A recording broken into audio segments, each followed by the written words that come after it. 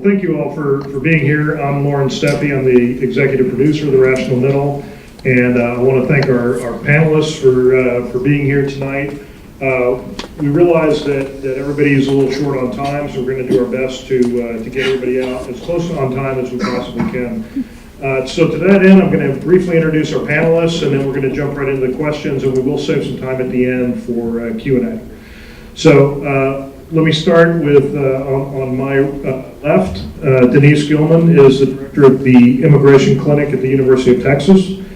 She joined the faculty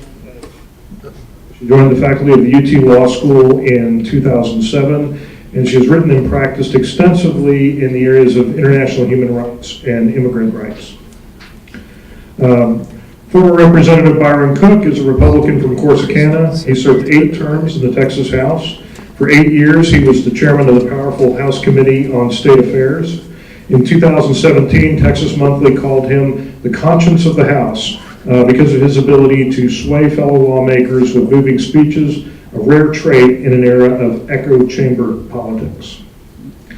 Jim Barron is a 25-year veteran of the restaurant industry. He is the CEO of the highly acclaimed Blue Mesa Grill, a collection of 5 contemporary Southwestern restaurants in the Dallas area.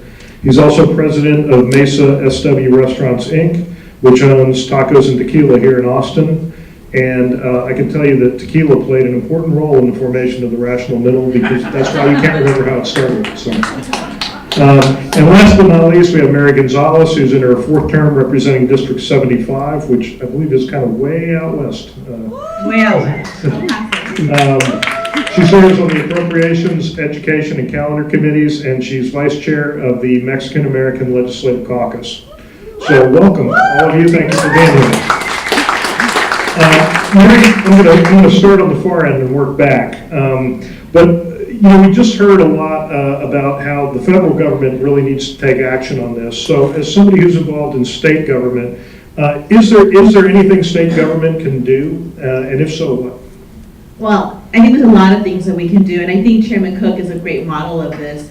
I mean, the first and foremost thing we could do is rhetoric. I mean, what we saw in the videos is that politics is really, the federal government is really at a standstill, but where does that come from? That comes from local communities and political campaigns and what voters choose to vote for. And that really can stem, or we can, at the state level, change the way we talk about immigrants. And we have seen how, last session, for example, during the SB4 debate, how immigrants can be vilified. There is an alternative for our state leaders to really, like Chairman Cook did, is say, like, there is balance to this conversation. And I think that's the first thing we can do. The second thing we can do, and this is a conversation I had now this session, is with the changes in the federal government, there is now a larger responsibility for the state to intervene. There are more kids in detention centers in Texas than anywhere else in the country. We should not be silent about that. And so there is opportunities to change the discourse and to change policy, particularly to change that protect children.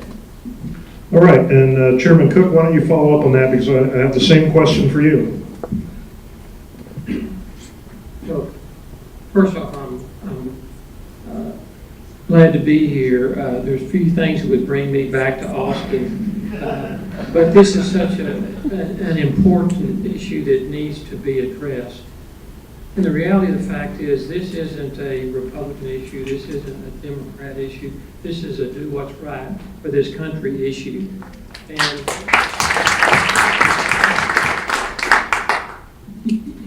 from my perspective, there really is no excuse for the folks that we send to Washington not to address this in a forthright manner. It has been, as you saw on the video, over 30 years since anything's been done.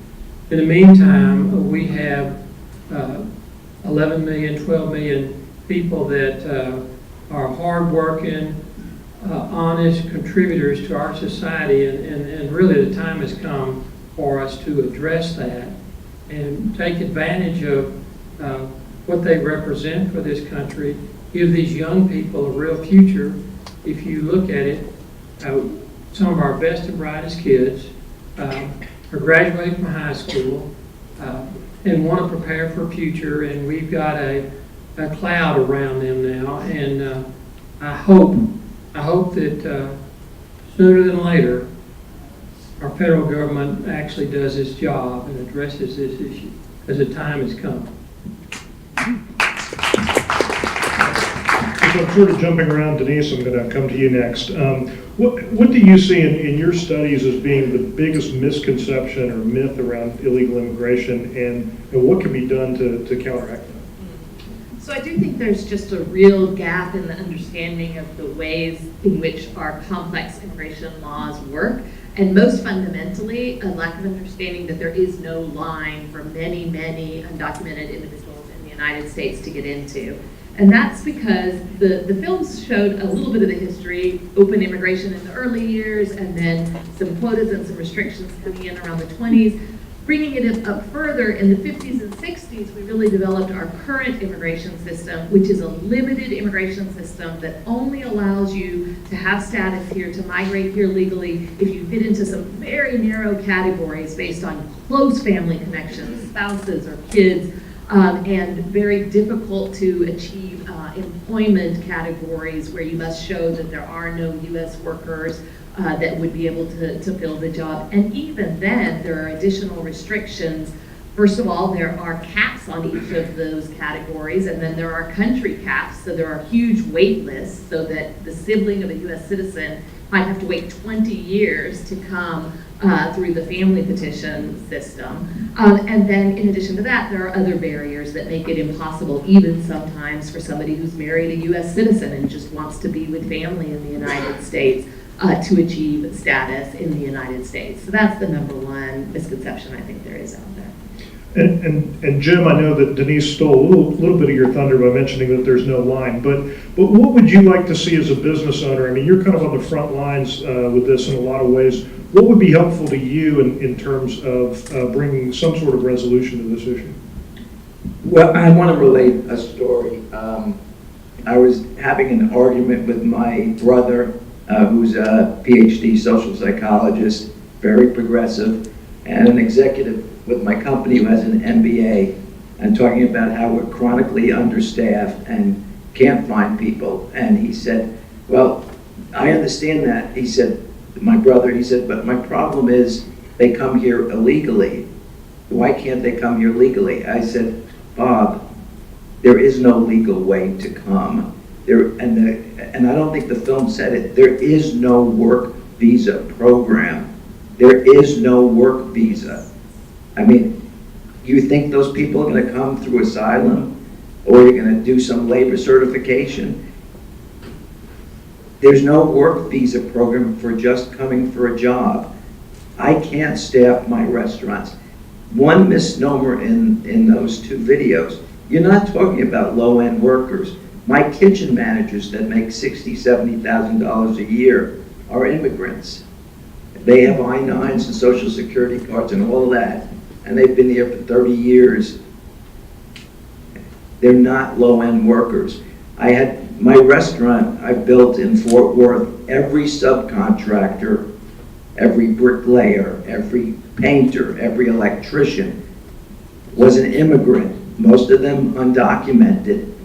The managers of those subcontractors, and often the owners of those companies, were immigrants, probably most of them undocumented.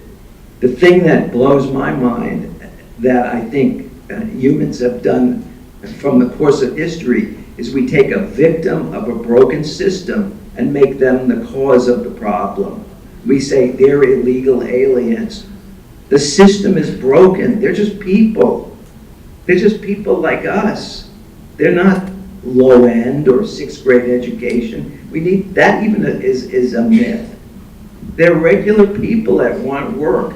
And how many millennial kids, no, they're not kids, how many people between the ages of 18 and 40 apply for my kitchen jobs in a year? Black, white, male, female. How many? Zero. Not one. How much do I pay an hour? $7? No. $17 is my starting wage an hour. The people that run my kitchens make 40, 50, and 60,000. Yeah, there are millennial kids that want to be chefs. I don't need chefs. I need kitchen managers. Chefs don't want to work. They want to have some pretty restaurant with 60 seats and create fancy things. That's not business. Business is managing labor, it's managing food costs, it's making a profit, it's learning a concept that's not yours and becoming part of it. It's forming a team, it's managing people. That's who I need. I can't find them. Those immigrants, those are the people, they show up, they work hard every day. They're the best groomed of anyone I have.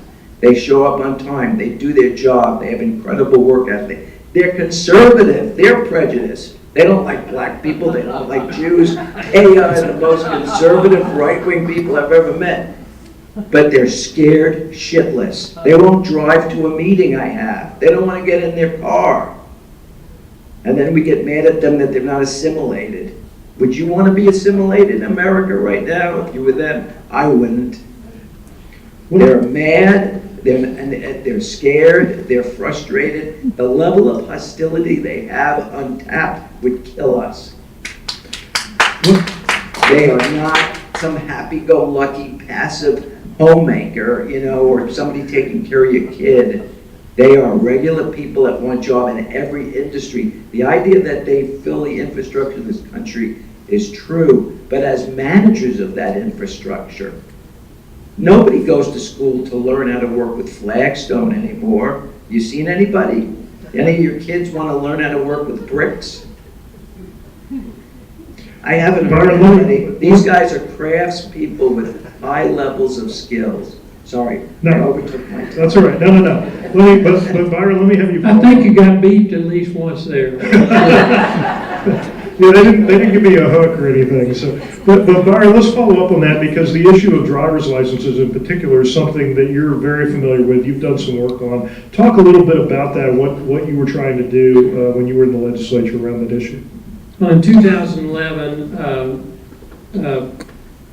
we passed a law that said if you're not have lawful presence, you can no longer get a driver's license in the state of Texas, and that was done under the guise of complying with the federal Real ID law with respect to terrorism.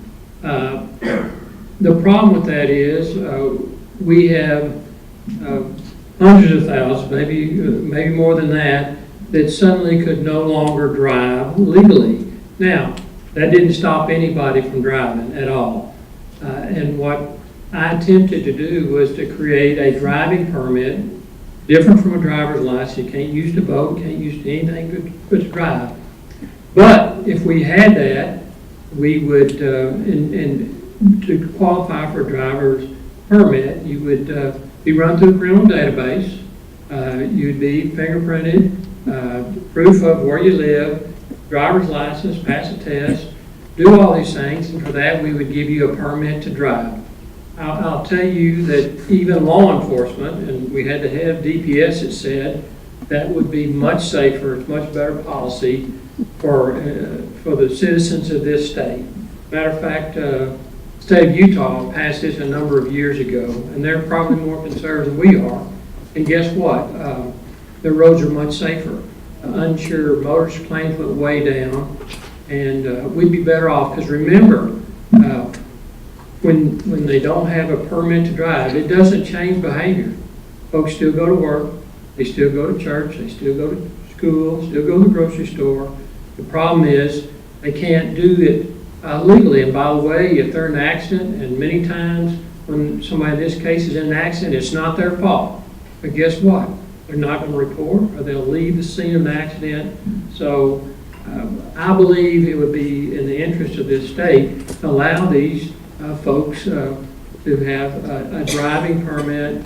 I tried to pass it, the partisanship that I spoke to about earlier, prevent that from happening. I'm hoping that will happen one day. We'll be better off. And once again, I think these issues shouldn't be about a Republican primary or a Democrat primary, but it should be about doing what's right for the people of this state.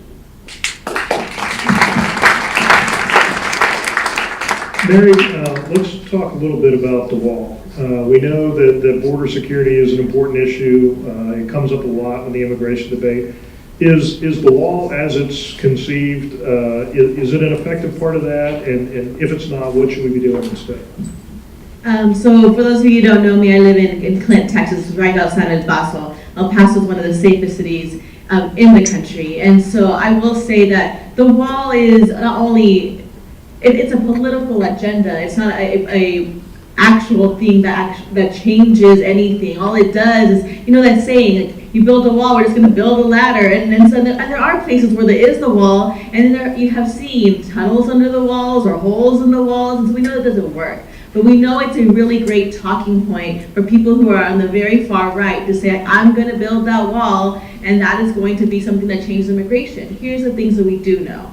We do know that we can use technology. We do know that we can fix an immigration system. I mean, the number one thing that we can really do if we wanted to make the country safer is fix the immigration system, and it's that simple. We'd rather talk about building the wall because that is an easier bullet point in politics than fixing the complex immigration system, which actually, while as complex as it is, the fixes are out there. It's not like we don't know how to fix the immigration system. Is that we haven't had, well, I would say people in the federal government haven't had the political will, and the people have not forced that to be the issue. And sadly, what's happened is the opposite. So there was polling that was done that said, sadly, and Chairman Cook alluded to this, in Republican primaries, one of the number one things that is talked about is immigration. And so there is a political will to do the to not fix immigration, but to be anti-immigrant, right? And so anything that is viewed to help or support immigrants doesn't move politically, even though if that's the smartest way to make our communities safer. Okay. Denise, following up on that, what would a solution look like if we were to craft one? I mean, not necessarily, I'm not asking you to prescribe a solution, but what would be some elements that any solution would need to have in order to be effective? Right, well, so I think in terms of big framing questions, there needs to be a real shift towards thinking about immigration law as being a question of immigration processing and management, as opposed to treating this as an issue of security threat or danger. There just is no evidence to support that approach, and it really impedes our ability to think about ways in which we could create a system that allows employers to have the employees that they need, that allows families to remain united in this country so that they can have their families all together living here and contributing to our social fabric of our communities. So really changing our whole mindset towards one of something that will be effective for our country. And we can do this. This is the United States of America. We can think of ways to allow people to manage migration, to allow people to come, to allow businesses to get what they need. In terms of the undocumented population currently living in this country, there really has to be a path to citizenship for those individuals. Otherwise, we'll have a permanent underclass in this country, which creates vulnerabilities of all kinds, economic vulnerabilities, as well as even possibly less safety for our communities. Because if you have people who are afraid to drive or are afraid to report an auto accident to the authorities, then we're all less safe because there's likelihood of greater crime in our communities and so forth. So really, I think what we need to do is think about what it would look like to enforce the laws that are on the books to their full extent and the harm that that would cause in terms of economics and the social fabric of our communities. Just ending the DACA program is estimated by organizations from all sides to cost the national economy $350 billion, just if we ended a temporary program for young people who lived in the United States for many, many years. And that's without even thinking of the impacts of enforcement in the sense of pulling parents, mothers, fathers away from their kids. Almost all immigrant families in the United States are mixed families. There's U.S. citizen children living with permanent resident mom, undocumented dad. So if you go about strict enforcement and a focus on detention and deportations, you're going to be ripping parents out of households, providers, parents, caregivers. And then you also have to think about the effects of that kind of enforcement on the ability of people to have faith in the rule of law in this country, to report crimes, and to otherwise participate in our society. And so any reform really has to look at integration of those who are living in our communities. Yeah, go ahead, Jim. Glad you got that I question. think, to me, as someone that has recently gotten involved, in trying to do something about it, to me, there's two issues. One is education. I think we've got to educate people. These videos do a good job of it about, that there is no line, there is no work visa program. But I think the toughest thing, and I hear it here as well, it's very hard to talk about immigration reform in simple, concrete steps. We have to challenge ourselves. For example, I've been on the board of the Texas Restaurant Association. I'm happy to represent us there. I'm happy to represent us in terms of going to the National Restaurant Association. But what am I going to say? To just talk about immigration reform in some broad sense doesn't say anything. I mean, it's just words. It's a complicated issue, and it just as we talk about it, it puts your mind to sleep and go like, okay, I feel bad about it. What do I do? I think we have to try to figure out how do we articulate what those steps are. Is it a work visa program? I mean, the driver's license thing in terms of undocumented people in Texas, okay, I support that, but, is that really going to change the world? The DREAM Act, getting those people. You're hurting my feelings over But I think articulating what a work visa program would look like as an example, and then a process of, I don't think citizenship is going to go anywhere, but the right to work in the United States, I think we might be able to do something there. My point is, I don't have the answer, but I think the challenge is to articulate some simple steps of moving towards what immigration reform is.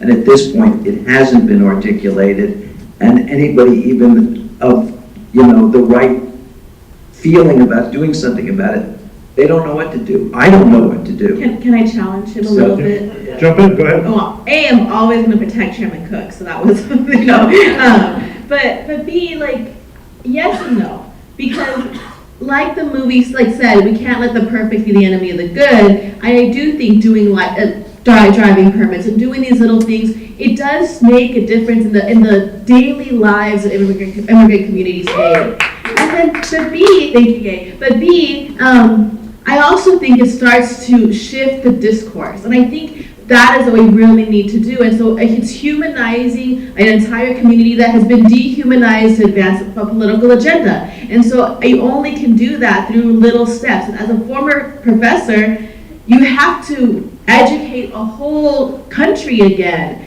to really believe in immigrants as a foundation and a critical component of our society and our country, because there have been efforts and forces to do the opposite. They say that immigrants are bad and immigrants are dangerous. So by doing these little things, you start to plant the seeds that then you cultivate that immigrants are good and productive and an important part of our fabric of our society.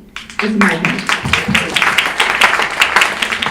So let's follow up on this, and this is kind of a jump ball, although I know we have two representatives of the legislature on the panel, so you guys might want to take this first. But at the same time, we recently passed the Sanctuary Cities law in Texas, and I know we have a lot of people from Houston here. One of the things, we have an entire video on rebuilding after Hurricane Harvey, and one of the things that comes up with that law is, they can't find enough workers to rebuild the fourth largest city of America, and this law is kind of getting in the way of that. So talk a little bit, and Denise, maybe you want to start this out if you feel comfortable jumping in on that. Mary, I know I can see you're chomping at the bit, so we'll get to you next. But talk a little bit about the impact of that law and what it means in terms of Texas' approach to the issue overall. Right. Well, as I was saying, we're all safer, we're all better off if everybody in our community has a fair chance to interact with the authorities, to aid in construction, to work and fill those jobs that are needed. And so SB 4 really has impeded the full ability of us to take advantage of those who are in our community and for them to take advantage of the protections that our institutions offer. because people are very afraid to interact with law enforcement, and any interaction with the criminal justice system may lead to ICE detention and deportation. And there are instances of survivors of domestic violence who are taken into a local police station, fingerprints are run, and because they're trying to sort it out because the officer doesn't speak Spanish, and then that person, the survivor, is the one who ends up in detention and deportation. Those are the kinds of effects that SB4 has. They are very real and significant. I want to just get back to this question of trying to articulate something really specific in terms of reform. It's challenging because the immigration law is so complex that I think it's risky to try to boil it down to 3 talking points. But there is one simple thing in the vein of what I was suggesting about seeing this as a management question that could be done, and that is simply to lift all the caps up, float them all up. In terms of the numbers of people who can come in through work, the numbers of people who can come in through family ties. Those caps have not been adjusted in decades, and so they just don't match the flows of migration or the needs of our society. Okay. We're going to go to Q&A here, but I want to give Mary and Byron both a chance to address the sanctuary cities. So what has been the negative effects of SB4 without the question? I already forgot, my brain went crazy. Well, and I think you kind of alluded to this, and this is one of the things that I was the most passionate about, is sadly in public policy, if we don't think about the intersections of identity, that's where the most harm is always done, the nuances. And so we did see a report from Houston, in fact, that immigrant women weren't reporting rape because they just were so much fear around law enforcement. And so I think for me, that has been the area that I'm the most concerned of. And then what's really, really sad, even though we know Houston has been struggling to still rebuild after Hurricane Harvey, tomorrow we have the budget on the floor. And there's an amendment that was that's been proposed to not allow for, we use as illegal aliens, but undocumented immigrants to receive funding, hurricane disaster relief funding. And it's like, here are the people we want to rebuild. We need to rebuild Houston, but we're not going to help you save your life. We're okay with your there's someone who actually proposed that piece of that amendment. Like, the dehumanization of it all is just so problematic because that's what ends up creating bad public policy. Okay, Chairman Cook, you get the last word. Mary, you're on your own tomorrow. I would like to say one thing. Of course, last session we dealt with some very divisive issues. Anybody remember the bathroom bill? That came to my committee as well. And then, of course, SB4. Both of these bills, I believe, had a really chilling effect on Texas. Now, the good news is, in November, the voters said loud and clear, we're not happy with this. And I think one of the things you can take heart from is this session, you're seeing a session where leadership is much more tempered in how they're addressing these issues. And I think that's good, but it's only happening because people in November went to the polls and said, we're tired of this. Let's get on to the issues that are really important to Texas. Let's make sure our kids are educated. Let's make sure we have the infrastructure we need. Let's make sure that we have electricity and water and core things that keep our state moving forward. And by the way, one of the last things the speaker asked me to do before I left was to chair a committee on economic competitiveness. And the one thing we know is, a couple things we know. We have a workforce that is aging out, that for the most part is highly educated, that is aging out, and it is being replaced by a predominantly Hispanic young workforce now. And that's good, except right now, Mary, they're undereducating, which means they're going to work too early. And we've got to make sure that all these young people get a great education. Some of you know that for many sessions there's been legislation proposed to do away with in-state tuition. as long as I was chairman of state affairs, not over my dead body, ever. In fact, again this year, and I want to point out a couple of things about that. These are terrific kids. They are valedictorians, salutatorians. These are great kids. Anybody that tells you that they're taking other kids' place in line and going to college is mistaken. It is not true. Anybody tells you they're getting something for free, it is not true. They're paying in-state tuition. At the University of Texas, in-state tuition, I believe, is about $5,000 a semester. Out of state is almost $20,000. So think about that. If you don't let them pay in-state, you're giving them an educational death sentence. And that's fundamentally wrong. Number two, people will say, well, these kids aren't applying for citizenship. One of the terms when we set this legislation in effect in 2001 that they apply for citizenship. Nisha, you alluded to this. You know why they don't apply? There is no way for them to apply. The only way that you can apply for citizenship is to have lawful presence. These kids are smarter than us legislators. They know they don't have lawful presence. They would love to apply for citizenship. So all that to say, I hope you watch this, and if that was to gain any momentum, Mary, I hope that the folks in this audience will call their legislator and say, this is not right, we shouldn't do this. If we're going to be competitive, we have to have these kids well educated, and these are great kids, and we need to support them. So anyway, that's it. We have a few minutes for audience questions. And let me just, because we're a little short on time, let me just remind you that it needs to actually be a question. We're gonna set a microphone around. All right, who here would like to ask a question? Yes, sir. Just say your name before you ask. My name is Randy Lee, and I guess on the springboard off what Vice Chairman Gonzalez said, the national narrative has to change, and that depends upon political will. And we all know politics depends on money.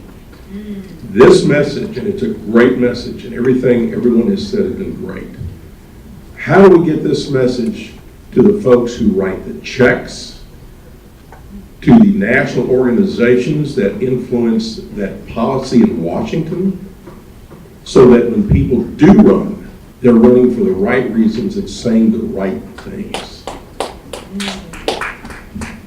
God, that's such a good question, and that's actually the truth. And I was thinking about that on the drive over here, is that a lot of these things are interconnected. Campaign finance impacts who gets elected impacts what policies get put on the floor. So here's what I will say. I do think that I'll give an example. And I think a really great example is modeling some of the LGBT work that has been done, right? And so you can see how there has been a lot of studies and research that has said, okay, on LGBTQ issues, that is the people's minds have shifted. People are for non-discrimination, don't want to have these laws, and are against these laws being used in a political way, right? And then we got the donors to understand that, and so you saw like Texas Association of Business come out, and all the business groups come out last time and say like, hey, like, no, this is bad for business, because they also knew that voters were also on their side too. And so I think that research helps, and research given to the people who write the checks and say, look, voters, if we can give them the right information, will make better choices. But if we choose the less common denominator, then they're just going to go for that, right? But I do think, and this is I'll be honest, a very optimistic perspective. Like, if you give donors information, they'll make good choices. But it's also like, it's always going to be more complex. Voters, grassroots organizing, plus donor roundtables that make this very conscious decisions, plus picking good ethical candidates. And I know that seems very optimistic, but that is a very possible real reality. All those three things can happen, but without one of those things happening, it really will never truly transform. Well, Segads, I thank you, Stan and Lauren and the Rational Middle for putting on this great event. My question is simple.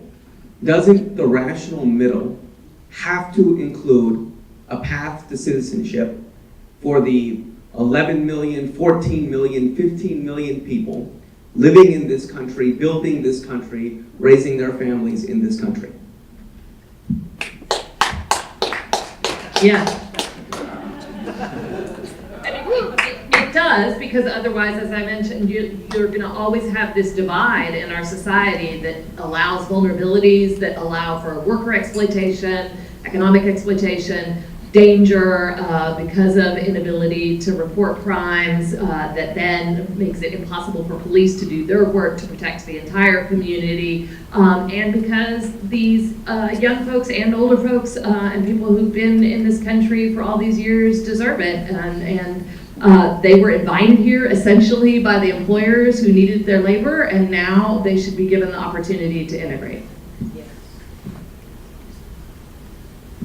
JB Bird, my question is, it seems like people who live farther away from the border have more extreme views on immigration, and I want to know if you think that's true, and if so, why? I live a little bit, right? I think that's true, and I think it's partly the political symbolism of something like a border wall. It's relatively easy for somebody who doesn't live in El Paso and know the richness and the beauty and the safety of El Paso to sort of overplay a number of possible claims about what's happening at the border, because there's no constituent pushback for that person who lives in Chicago or who lives elsewhere. They're not really facing any difficult trade-off of describing a situation as being worse than it actually is. They're just getting the political points of being able to claim a dangerous situation and have that message to support the political position that they're seeking out. So I think that's very real. It is, I will throw out one more statistic as we think about this as well, which is that we're now at about the 50-50 point for the undocumented population. About 50% of those in the current undocumented population did not cross the border. They came on an airplane, or they came on some form of visa and then overstayed. That's relatively new. It used to be more 60-40, about 60% had crossed on foot across the border. But that really makes you realize that if we are going to solve the immigration problem, and to the extent there are issues that need to be solved, they're not about the border. They're about the interior of the country. They're about who's here. We have time I'd for like one to more. add, a comment. I don't, the vast majority of the folks that come over are hardworking people that really need a job. They're folks that are a victim of oppression that we could never imagine. So they're not the problem. The problem is the criminal alien, is those that perpetrate really bad crimes. And those are the folks that need to be dealt with. I actually had the National Association of Sheriffs testify before us, and what they suggested was, if there's a criminal alien and he or she's been deported and they come back, it should be an automatic 10 years in the federal pen. And you know what would happen after about 2 of them go to the federal pen? They're going to call home, and we're not going to see them coming back over. So it's a criminal alien. The other thing that is a problem that it's never talked about, but it's a fact. If the American public would quit buying drugs and quit supporting the sex traffic, quit creating a consumer demand for these products, we would have our border problem would be dramatically decreased, dramatically. So I wish that is something that would change here in this country, but we need to recognize that the commerce activity of those illegal activities fuels a lot of our problems at the border. I've got time for one more question. Hi, my name is Miriam, and I'm a legislative aide this session. Firstly, I'm a first-generation American. Both my parents are blue-collar workers. And I guess my question, just in investigating a lot more with the concept of immigration and the issues in this country, I came across this one theory called brain waste, and it essentially is targeting immigrants who have came kind of like in their late 20s, early 30s, even 40s, who have college degrees, bachelor's, master's, doctorates. But the recognition and transferability in the United States for these degrees don't allow them to hold these distinguished jobs and to get the salary for the skilled work that they do know, and having to be more labor workers. And so I guess my question is kind of geared towards how can we form the concept and the conversation of immigration to involve all aspects of immigration, because I think a lot of times we neglect the fact that there are doctors who come here and aren't properly or aren't given the same opportunities as they would in their other countries. So I guess, kind of gearing legislation and economics towards, helping out, the young dreamer who came to this country, to the two blue-collar workers who are supporting their families, to the doctor that came here in their 50s. Just your thoughts or maybe research that you've come across.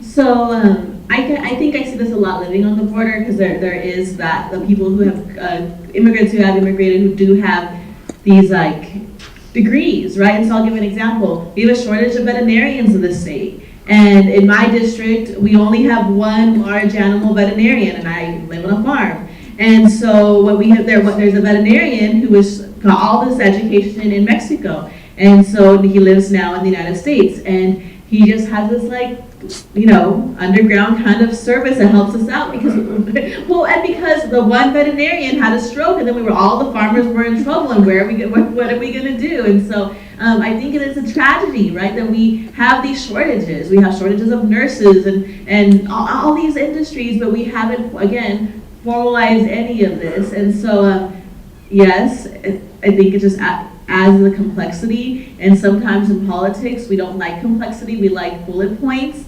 And so I think I'm glad that you brought up this point, because it just needs to not become invisible. And the problem is, there's very little Mary can do about this, because everything that revolves around this issue is under federal purview. So we can cuss and discuss, but it's the folks in Washington, they're laughing at me, Gabe, but this is true. It's the folks in Washington that have got to have the will to do what's right and address this issue. And that's frustrating for those of us that have ever served in public service here. But maybe they'll do it someday. But Mary isn't going to be able to solve it for you this session, I promise you. I promise you I can, but here's what I think I will never run for Congress, but there are some of our colleagues who would run for Congress, and it's also about that pipeline, right? Making sure that people in that pipeline haven't already demonstrated anti-immigrant hostility or rhetoric, because I think that we don't want those folks to go to Washington and continue to perpetuate the problems.